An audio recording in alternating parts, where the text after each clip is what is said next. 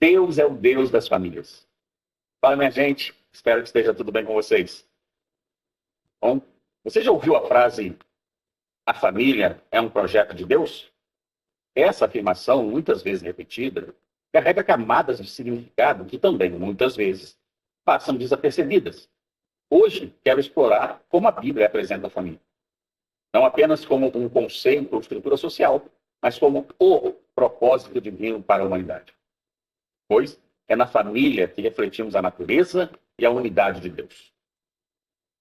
Embora os animais vivam apenas por instintos, sem regras morais, Deus criou seres que se assemelhavam a ele em características essenciais. Seres relacionais, emocionais, racionais, criativos e morais, por exemplo. Com isso, ele impôs padrões elevados à humanidade desde o primeiro casal.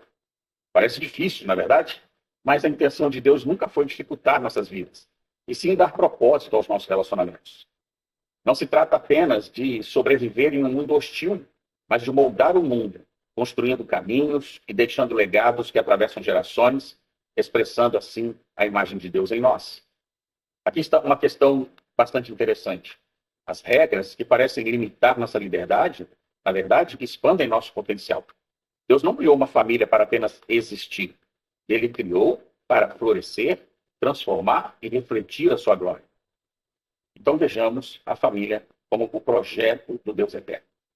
Desde o início, o Senhor estabeleceu a família como o núcleo da sociedade. Em Gênesis 1, 28, ele determinou que o homem e a mulher fossem fecundos e povoassem a terra. E o mais interessante, essa ordem ocorreu mesmo após a queda. Deus não desistiu de seu plano. A fecundidade na Bíblia é mais do que gerar filhos. É, na verdade, uma expressão de vitória e de soberania. Vemos isso claramente nas histórias de Abraão, Isaac e Jacó. Não era apenas sobre ter filhos, mas sobre formar famílias que sustentassem a fé, a cultura e a promessa de Deus. E aqui está algo importante. Deus deseja que as famílias sejam comunidades de fé, transmissão de valores e de crescimento mútuo de todos os familiares. É por isso que em Deuteronômio 6, versículos 6 a 9, ele instrui os pais a ensinarem seus mandamentos aos filhos constantemente. Não é sobre biologia apenas, mas sobre espiritualidade, legado e propósito. E nisto, o casamento tem um papel fundamental, porque o casamento é o início de uma nova família. Uma nova família começa um homem e uma mulher se unindo em matrimônio. Quando eles, juntos, diante de Deus, assumem essa responsabilidade, também assumem uma responsabilidade espiritual para com aqueles que descenderão deles. Porém, na sociedade moderna, muitos consideram o casamento ultrapassado ou dispensável, mas a Bíblia o apresenta como a base da estrutura familiar. Veja um exemplo em Êxodo 21. A lei de Moisés permitia que um homem permanecesse escravo para não abandonar a sua esposa e filhos.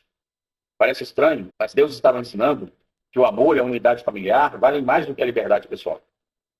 Essa ideia desafia a cultura atual, onde os interesses dos indivíduos muitas vezes têm prioridade sobre os relacionamentos.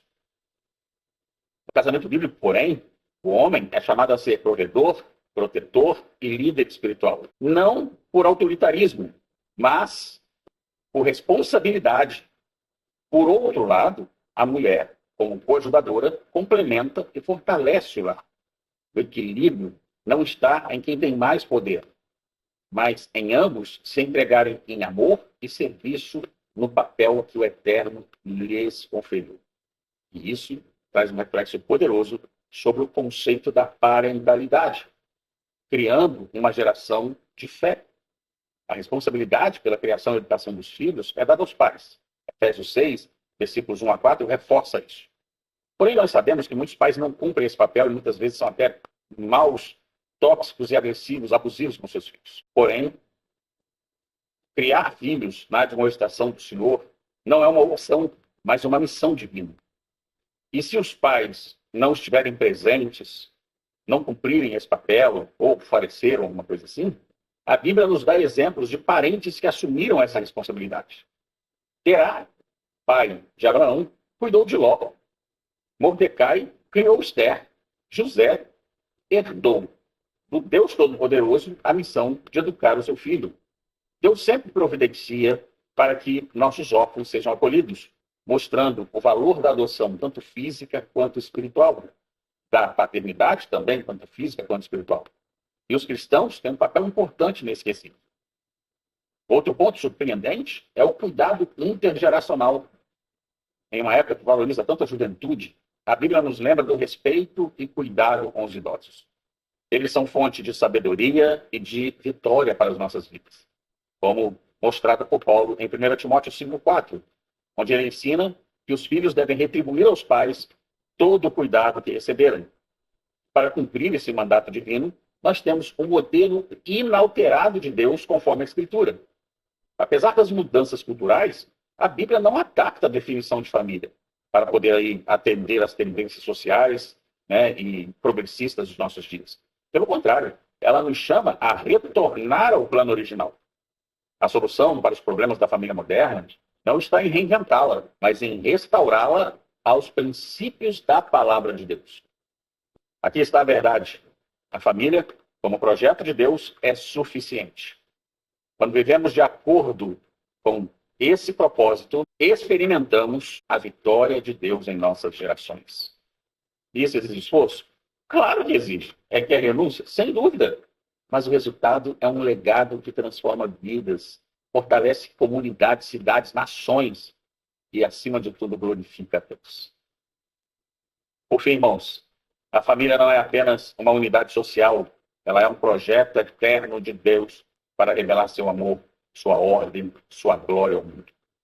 Possamos viver de maneira a honrar essa missão, sendo pais, filhos, cônjuges e irmãos que refletem o caráter de Cristo em todas as áreas da vida. Não se trata apenas de sobreviver como família, mas de prosperar como agentes do reino de Deus. Afinal, não é isso que torna a família tão especial? O fato de ela ser um projeto de Deus para a eternidade? Afinal de contas, no céu, novo céu e nova terra, seremos todos irmãos, uma só família. E, se você gostou desse conteúdo, compartilhe com outras pessoas que podem se beneficiar dessa mensagem. Deixe aqui seu comentário sobre como sua família tem vivido os valores de Deus e até o próximo vídeo, se o Eterno assim nos permitir.